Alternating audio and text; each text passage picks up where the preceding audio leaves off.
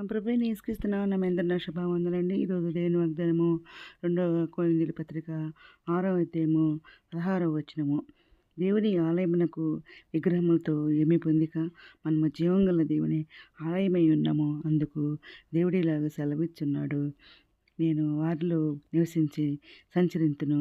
నేను వారి దేవుడినై యుందును. వారు నా ప్రజలై యుందురు అని చెప్పేసి దేవుడు వాగ్దానం ఇచ్చండి. పరిశుద్ధాత్మను అర్ధరాత్రి లేసి ప్రార్థన చేశాను. ఈ స్థుతులు చెల్లించి మరలా ప్రార్థన చేసి దేవుడిని అన్నప్పుడు దేవుడు ఈ వాగ్దానం ఇచ్చారండి. వెంటనే స్టేటస్ పెట్టినాను అనమాట. దాన్ని మరి ఇదేనా ప్రభు, ఇదేనా ప్రభు 3 సార్లు నేను ఏళ్ళు పెట్టి ఆ వాక్యం మీద అడుగుతానండి.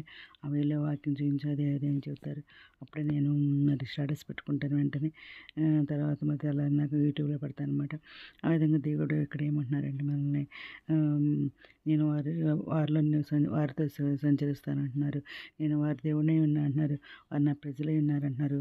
మనం జీవం గల దేవుని ఆలయమే ఉన్నామంటున్నారు. దేవుడు మరి మనవ దేవుల్లో నివసిస్తున్నారన్నమాట. దేవుని మహోన్నత దేవుని మన నివాస స్థలంగా చేసుకున్నాం కాబట్టి దేవుడు మనతో నివసించే దేవుడు అనమాట. మనలో కాపురం ఉండే దేవుడు, మనతో కాపురం ఉండే దేవుడు అనమాట.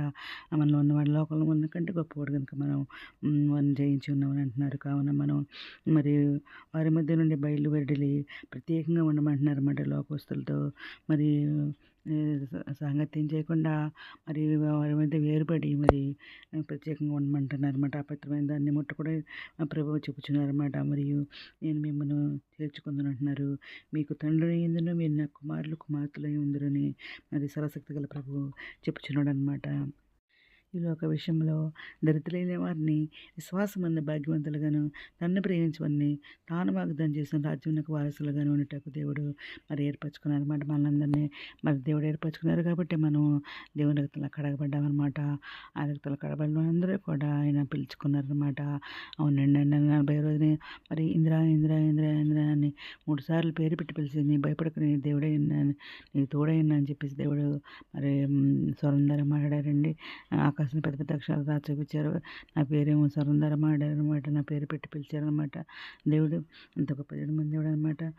మనం చీట్ల నుండి ఆశ్చర్యకరమైన తన వెళ్ళని మనల్ని పిలిచిన వారి గుణాశయమును ప్రచురం చేయ నిమిత్తము ఏర్పరచబడిన వంశం రాజు యాజక సమూహంలో పరిశుద్ధ జనములు దేవుని సత్యం ప్రజలే ఉన్నామని దేవుడు చెప్తున్నారన్నమాట.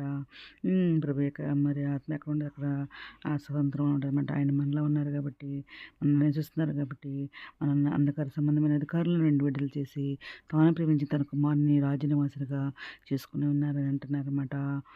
అనుకోని సమయం మన ఆలోచించే దేవుడు, రక్షణ మనల్ని ఆదుకునే దేవుడు అనమాట. నేను దేవుడై ఉన్నా అంటున్నారు. మీరు నా ప్రజలై ఉన్నా అంటున్నారు. నేను మీ తండ్రి అయి ఉన్నా అంటున్నారు. మీరు నా కుమారులు కుమార్తెలై ఉన్నారు అంటున్నారు. అందుకని మనం మన పిల్లలకి మనం తల్లిదండ్రులు అయ్యండి, మనం ఏది కావాలితే ఇస్తే ఇస్తాం కదా అడిగితే. అలాగే మన దేవుడు కూడా మనకి ఏది కావాలంటే అది అడిగితే ఇచ్చే దేవుడు మన దేవుడు అనమాట.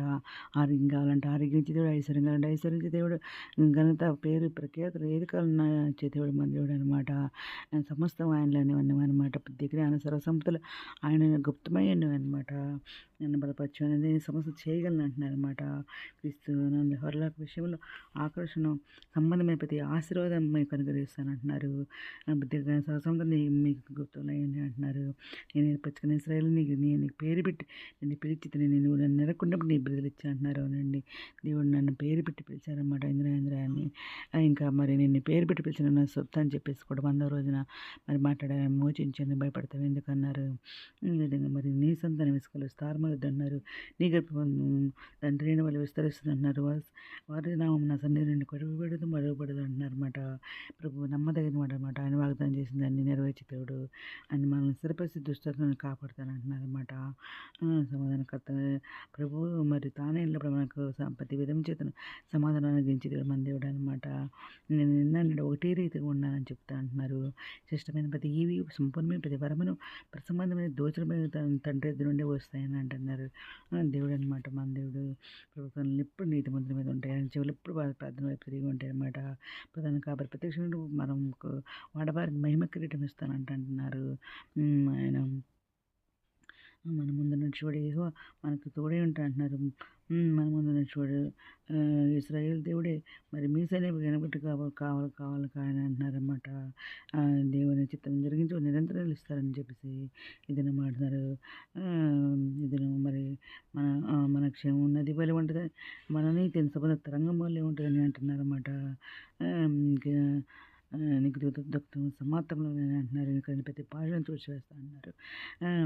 సంతానానికి గుడారం మన మీద కప్తా అన్నారు. ఇక మీద తాకలేని దాహమే సూర్యుని ఎండైన కావాలని మీద తాగలేని అంటున్నారు అనమాట. మన లేకుండా దుఃఖమైన ఏర్పైన ఉండదు అని అంటున్నారు అనమాట. నన్ను సమాజానికి పోతారు సంతోషం నేను చేస్తానని అంటున్నారు అనమాట. ఎందుకంటే దేవుడు మనలో ఉన్నారు కాబట్టి, మనతో నివసం చేస్తున్నారు కాబట్టి, మనం ఆయన కుమార్తెలు విన్నాం కాబట్టి, మనం వాటికి ఇన్నెల్లో ఇచ్చేవాడు మన దేవుడు. మన దేవునికి ఈరోజు కృతజ్ఞతలు చెల్లించుకుని ఇంత మంచి వాగ్దానం ఇచ్చిన దేవునికి కృతజ్ఞతలు చెల్లించుకుంటూ ఈరోజు మనం ప్రార్థన చేసుకుందాం. మౌనద్ర సరసముద్ర నికరమైన నమ్మకాల స్థితి స్వప్న తండ్రి అది ప్రపంచం ప్రతి ఒక్క పెట్టిన పేరు ఏం చేసుకోండి. ఆయన ప్రతి ఒక్క బిడ్డ అవసరం తట్టు నాకు కోరుకులు ఇచ్చండి.